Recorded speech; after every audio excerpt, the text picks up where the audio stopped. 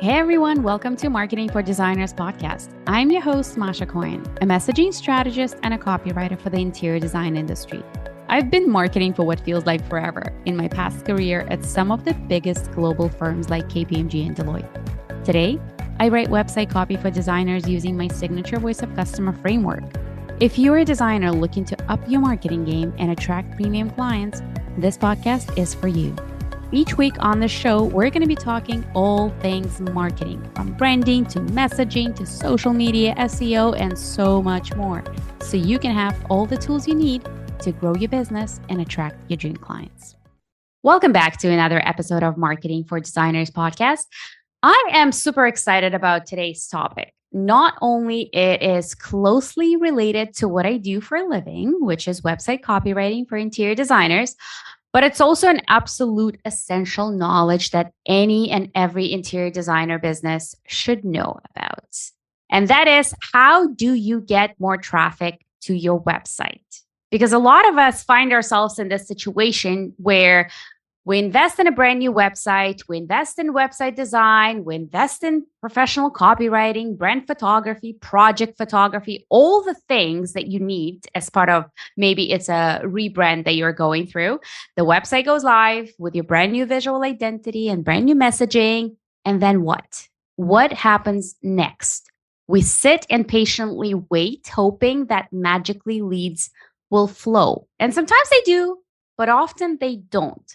And the truth is, your brand new website, or maybe it's your existing website, it is not a one-time project. You have to do more. And oftentimes, the answer is SEO. I know it sounds scary, and I know a lot of you know what SEO is, but that's what we'll be talking about today. And with that, I'd like to welcome to the show Barb Davids. Barb has been the founder of Compass Digital Strategist since 2018. She is a digital marketer with over 25 years of experience. She's not here for the fluff. Barb's passion lies in providing direct, results-oriented digital marketing solutions for ambitious business owners. And when she's not behind her laptop, she's out running with her dog Stone in whatever city she happens to be at the time. Welcome to the show, Barb. Thank you, Masha. Good to be here. I'm excited to talk about this subject. Yay! I know. Excited, and hopefully it's not going to be as techy. And I know we chatted about it a little bit before. Yeah. We seem to overcomplicate things in our mind especially when it comes to SEO. So let's not overwhelm anybody, and let's, I guess, demystify. Well, let's start with that. What is SEO? What do we need to know about it as it relates to interior design business? SEO is essentially optimizing your website, doing things to the website to help browsers like Google or Yahoo or Bing or any search place out there find your website. So in the traditional sense, it's basically getting found in Google because they have been the market share leader for some time. So it's optimizing your pages. It is doing things on the website. Some of it's technical, most of it's copy, and I know we'll get into that a little bit, and then there's some things that you can do off your website that do affect how you rank, but essentially it's about making it easy for your client to find you. Mm-hmm. And that's a very simple explanation, very easy to understand. So like you said, some of it is technical. So some of these things, your web designer probably will take care of it as they are uploading the new websites or creating the new website. But like you said, some of it has to do with messaging. Some of it has to do with content and copy, that the words that you put on the page. So what do we need to know as it relates to copy? Like, how do you optimize your website so you up your chances of being found on Google? So basically what's happening is Google is trying to figure out which website in the world to show when somebody types in a keyword or phrase into Google. And it literally goes through your website page by page and says, does this answer the question? Does this answer the question? Does this answer the question? And then it finally finds one, and then it puts it up on the search results. So as you might imagine, because it's going through each page, it's looking at the words on the page, which is why my industry, SEO and copywriting and messaging and strategy for that is so aligned. Like it's like peanut butter and jelly in my head, because If you don't have the right words on the page, Google is not going to find your website. That's really just the simplicity of it. So when a client comes to you, one of the first things that you do is, I'm assuming, like an audit of their website to see, is your website currently being found on Google when the right terminology is typed in? Right. So a lot of the time, like you were talking about when somebody just sets up their website, ideally you would want to do some of this research prior to putting your website live. But I understand in the real world that doesn't always happen. So what I like to do is sit down with somebody and be like, okay, let's take a look at where you're currently showing up now for keywords. And most of the time, people don't have Google Analytics set up, which is a great thing to have. It's free. So you can see where people are coming through to your website. And there's also another tool that people can use that can help you identify where you're currently sitting, and that's called Google Search Console. That's also another free tool. And it helps you see, okay, what terms am I actually coming up for? When you're a brand new website, I'm going to put some realistics out there. I don't know what to call it, realistics, some reality stuff out there.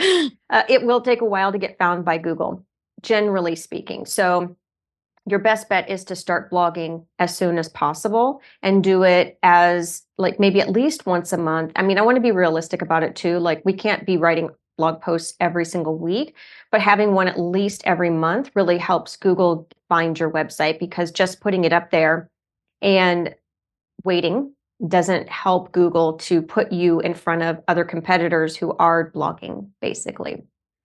So, So blogging is important. And I know there's a lot of talk in our industry right now that, well, is blogging do I really need to blog? But at least for SEO, at least for being found, you absolutely want to. And, you're saying once a month might be a good place to start.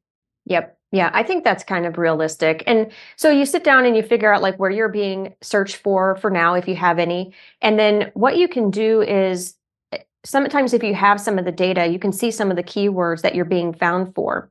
And sometimes your website will come up for your homepage quite a bit, and you can see those words and then maybe write some context around it or some blog posts around it if you don't have any content that's directly related for it. The other part that I do is, because if it's newer especially, is think about what people are searching for to get in front of interior designers. So I'll go through and find all of the keywords that people might be searching for. And then I pull how much volume there is, like how many times people are searching per month in the United States, typically the United States. And then I can get a sense of, okay, there's 1,000 searches happening for interior designers near me. How do I get in front of that particular person? And so then it's about writing content. And that's a very simplified version, because a lot of the topics and the keywords that you want to get in front of are going to be like multi-words, which are called long tail. And so you're getting in front of people like when they're deciding, maybe do they want to have an interior designer come in, or some things in and around that step, basically. And then that kind of help you like how much traffic you could be getting. So yeah, it's kind of like the problem awareness stage where they're not really sure which designer, they're not even sure if they want to hire a designer. So I feel like blogging helps you with determining, hey, this is the problem that I'm facing. How do I tackle this? But they're not at the stage where they are looking at specific designers. So blogging can help with that, to help them get familiar with the topic, with the overarching topic. Yep. And I know this is a much bigger question, but how do you even decide what should we be blogging about? Yeah. I know you mentioned the first step is, looking at various keywords, long-term keywords, long tail keywords. How do you determine what might be a good topic based on the data that you've collected with this kind of little SEO analysis, I guess? I get really geeky with it. So I pull a bunch of stuff into a Google Sheet, and then I use conditional formatting. So I pull in how many searches per month. I figure out, is it competitive? Is it realistic to even rank for that particular phrase? And then I decide, okay, will this benefit my business and the audience that I'm trying to serve at the same time? Usually what I try and tell people is, if they're doing it themselves or they just want to kind of dig into it a little bit, is just go to peoplealsoasked.com. and then type in interior design or interior designer, or what is one of the 2 or 3 biggest phrases that somebody might type into Google. Put that in there, and you'll see all kinds of questions that are happening around that subject. Right for that stuff. That's the very easiest answer. Barb, what would you say to those people that say, well, my clients mostly come from referrals. They don't come from organic traffic. What would you say to those people? Do they still need to blog, or is this optional for them? Yes, I do think so, because referral business, just like I actually believe very full-heartedly in diversity of marketing, like diversification. So trying different channels, because if you rely on just one channel and all of a sudden that dries up, you're kind of crap out of luck, right? For getting some more clients. And having the opportunity to do organic traffic or SEO to be found in search engines, it gives you a lot more, I feel like a little bit more return on your investment, because you put something out there and it's out there for the long term. Now, you do have to go back and refresh and stuff like that, but for the most part, you have this one blog post that you can create. And for example, I had a client that we wrote a big blog post for, I don't know, it was probably like 2019 or something like that. And then we revisited it in 2022 or maybe early 2023. And it's getting now more traffic and more leads because we refreshed it. And we only wrote it once. So there's a compounding effect when you put something out there using SEO versus referrals, which I think that's also still really good, but being able to utilize more, because not everybody's going to come through referrals. You're going to have people that are actually searching who are not connected in any way to your referrals. So, yeah. And that's a smart way to look at it, that it's not a one or the other. It's both. Yeah. It's, you like a good marketing strategy will have a bit of maybe not a bit of everything, but at least a very strategic series of, I guess, marketing channels and tactics that you implement in your business. So that's great. I was just going to say real quick on the referrals. It occurred to me, you're relying on other people to do your marketing for you. So that puts it a little bit outside of your control as well. So that's something to consider. That's right. That's right. And it's like an ongoing sales machine, like an evergreen piece that continues to work time after time. Right. So Barb, you mentioned before that, there are a couple of things that you got to do when you're just launching your website. What is some of because like so many designers in this industry, they launch their websites and they sit back and kind of hoping that the traffic will just show up. But why do you think this set it and forget it mentality is so common? Why do we think that this is enough? We've invested heavily into this. Why does this happen? Why do we assume that from now on, leads should just be coming in? Yeah. I think it's because people maybe aren't sure of how Google actually works. And so thinking that you have the website, you have your pages out there, that Google should just come find it. And while it will, it's actually, you only have so many pages. So if your page only has interior designer on it, and that's your service and your interior designer packages, there are a plethora of other ones out there, right? So how do you differentiate your website among other people? And that is with the blog posts and getting in front of people with the different phrases that they're searching for.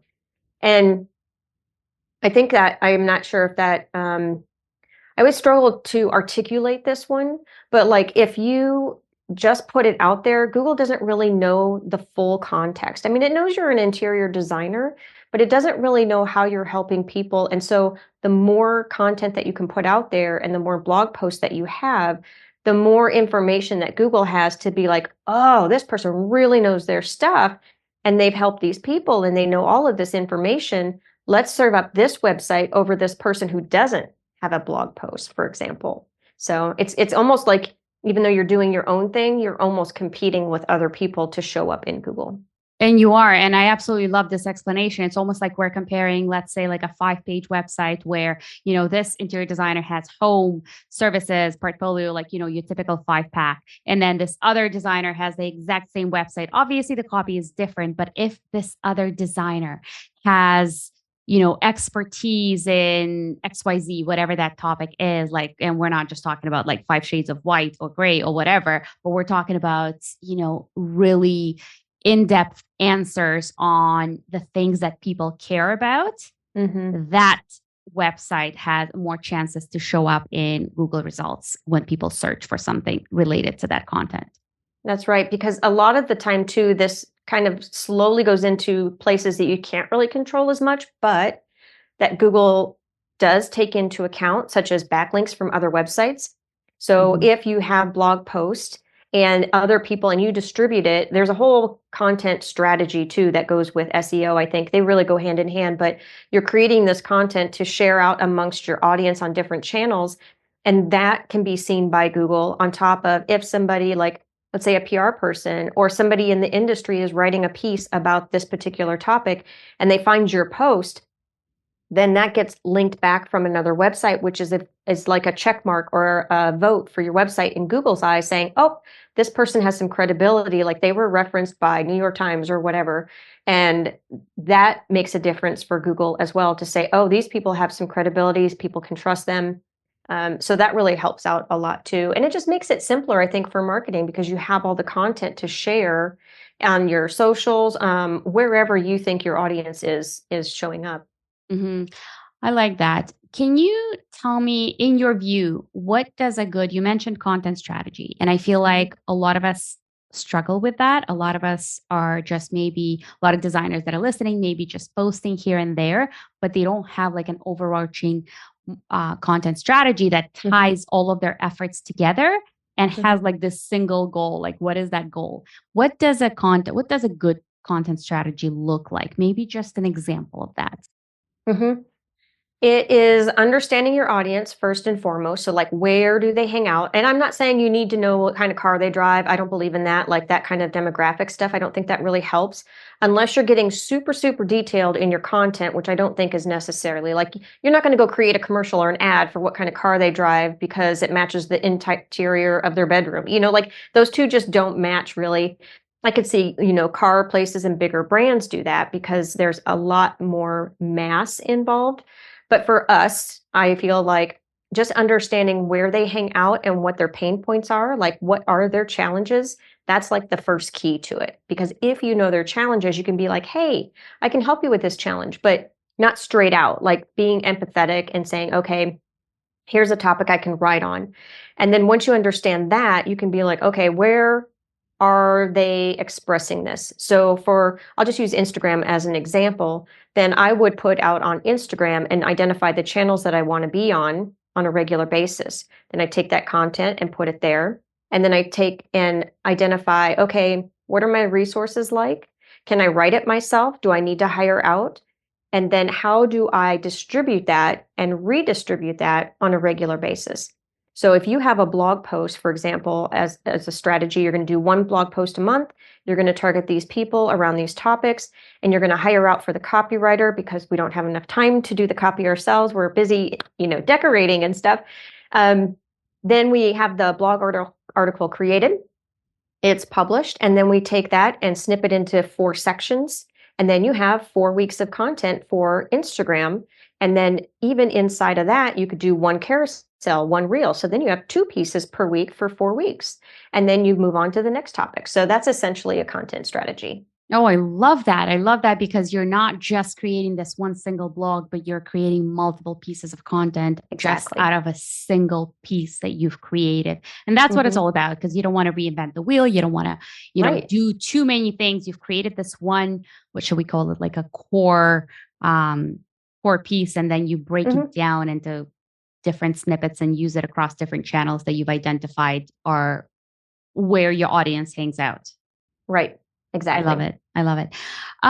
So let's say you've already mentioned that after people have created their websites, one of the first things that they should be doing is blogging. Is there anything else that they should start considering or thinking about so that their website ranks for SEO? I think that's the biggest one. And I'm trying to think. I think the other one is the page titles and descriptions is a big one that I push. So, for example, when you go to the search results page, I kind of look at those as like window displays. So when you go there and you see the title and the meta description, those are generally automatically created if you don't know to go change them manually. And I think of them, like I said, as window displays. So like if somebody saw your window display and it was pretty enough, would they want to click into your home, into your website to see what you have to offer? Because it has to be so compelling that somebody wants to click yours over somebody else's in that list of 10 or 20 or whatever it may be. So if you are just setting up your website, you may have not really thought about that. So I would say go back to those and take a look at those, the page titles and page descriptions. Generally speaking, if you're in WordPress and even Squarespace, I think that the default is that the page title is the headline of the page. So whatever you put, that is going to be the page title. But you can change that so it looks different on the search engine results page. So it could be a little bit more compelling maybe, or you don't want to make it too different than the page that they land on, but the words should be somewhat similar. And then the meta description is usually like a quick summary of the page, but with a call to action at the end. So maybe it's like, oh, I'm so bad with this. This is why I have a copywriter. so you have a small description, I'll just say, and then a call to action that encourages them to click through to your page. If you don't decide on what that is manually, then Google will take like the first few words, and sometimes that's the navigation. So it doesn't really look pretty. And the way that you can find out what yours looks like is just type in site:/yourdomain.com into Google. So SITE:, and then your domain URL. And then you'll be able to see a whole list of pages that Google can actually see, and you can see what they're using for the page title and the description. And I would say pay attention to those if there's anything. I like that. And I like that little trick. And I absolutely love that you're calling it a window display, because it's kind of almost like a mini ad when you're just looking at search results. And then, you've got prime real estate there where it's, what is it, like 150 I'm making it up. I can't remember how many I think it's words 160. 160 characters. So you want to be so compelling, but at the same time, like you said, the content has to match whatever the content is of that page. But at the same time, like literally grab somebody by their eyeballs and it's like, pay attention here. This is a different one. So it's very important. So definitely go back and check out your page title, page description, meta description. Those are important pieces of information. That's what's going to jump out at a visitor or a Google searcher. Yeah, that's amazing. How else can we drive traffic to our website? What else should we be thinking about? I think those are the big ones outside of like things that you wouldn't necessarily do that are on page. If you are thinking about driving more traffic, not just through SEO, then it would be through outreach. And that would be like collaborating with another person and maybe writing a study so that more people would want to gravitate to your website to find out about that study.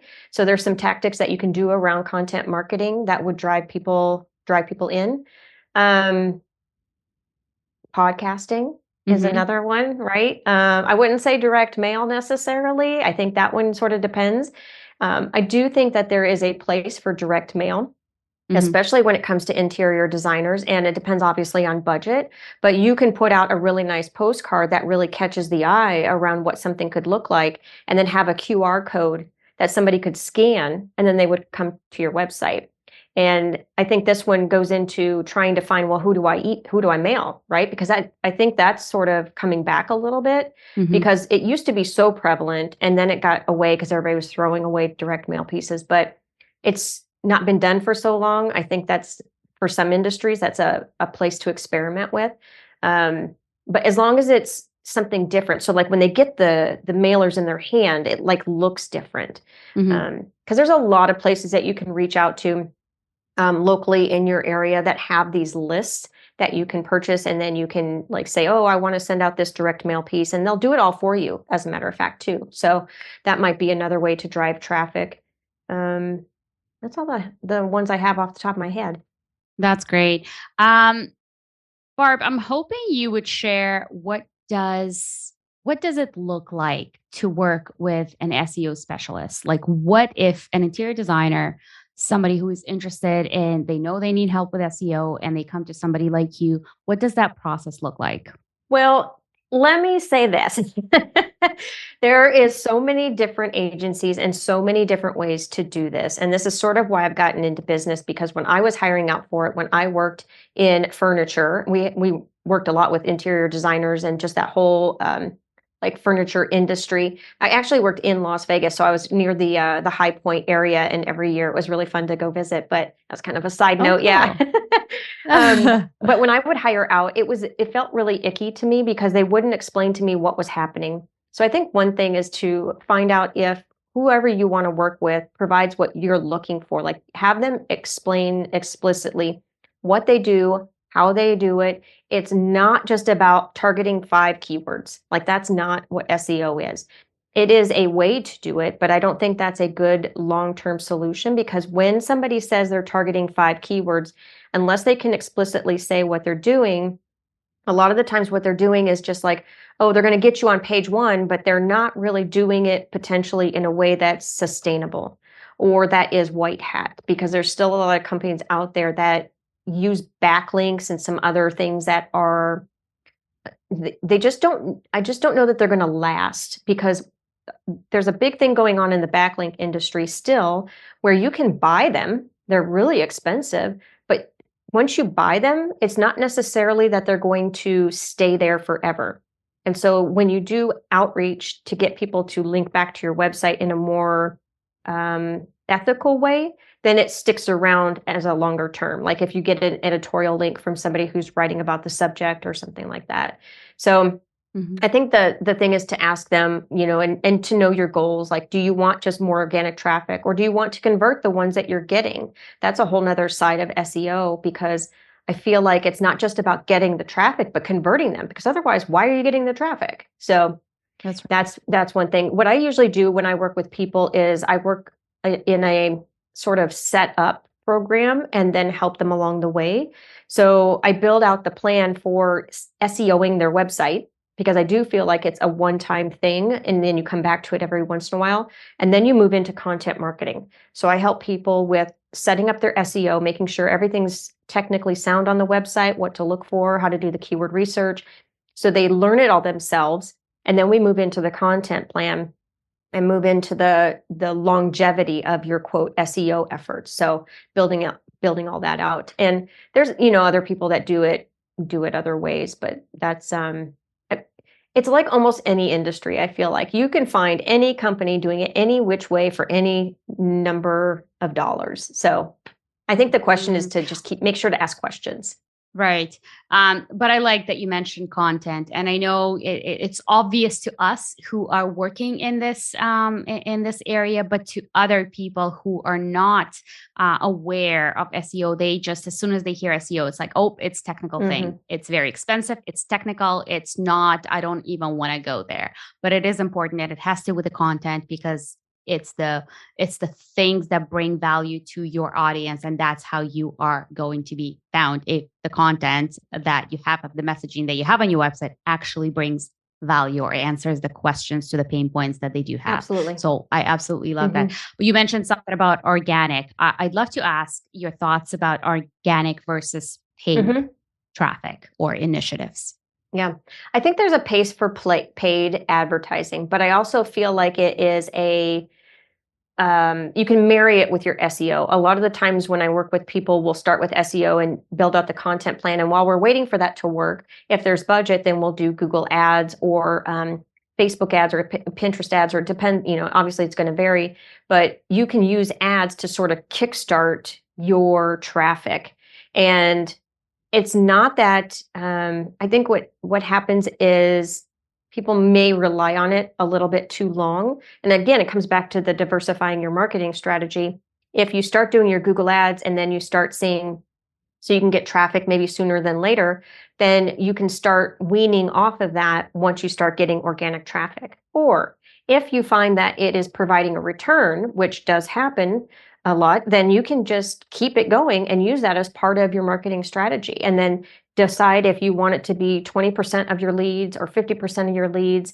It's going to, you balance that out with all the other channels, because if you're tracking all of your marketing, you can also track from Instagram, for example. So you can be like, oh, I got 20 leads from Instagram and I got 5 of them converted. That's a 25% conversion rate. Maybe I should spend more time there.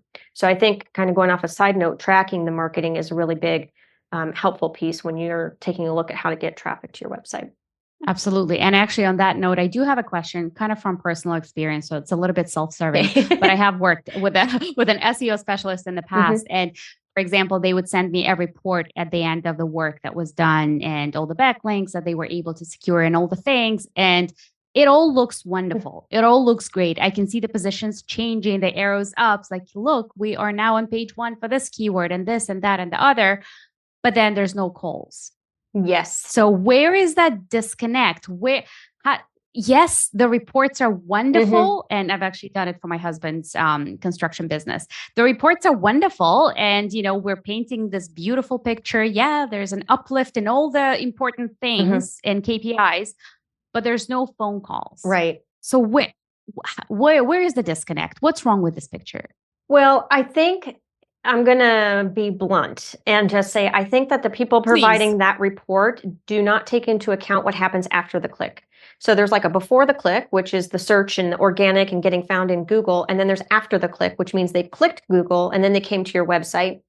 And a lot of SEO companies, traditionally speaking, they don't give a crap about what happens afterwards. They're only concerned about getting the traffic because that's how they, quote, get paid.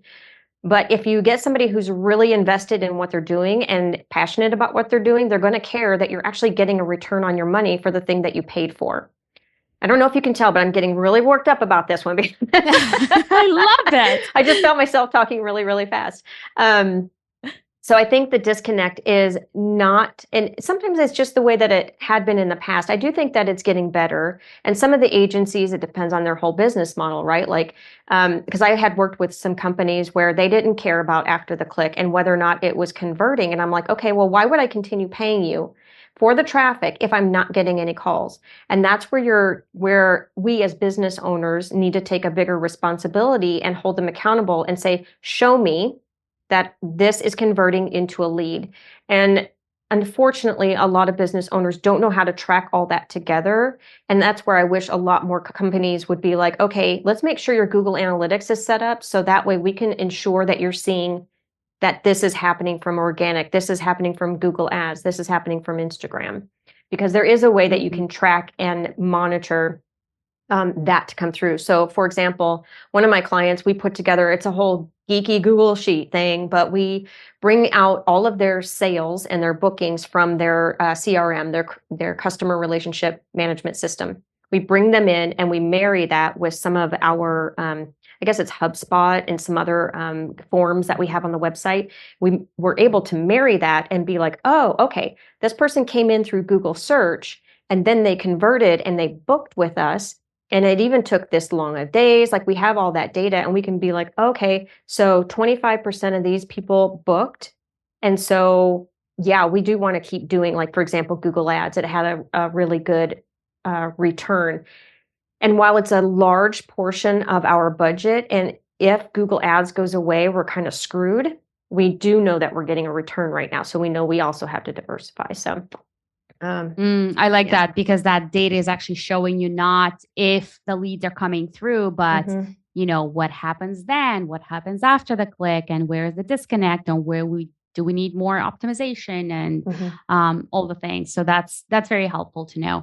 I like that. I'm assuming you do help your clients to kind of determine how to read their own data or identify where the problems are. Yep, definitely in the setup, because I feel like if that's not there, then what's the purpose? Right. Yeah. I like that. Well, Barb, this is great. I'd love to ask you one thing that I usually ask towards the end. What's the one habit or practice that you've implemented in your life or in your business that has been game changing for you? It has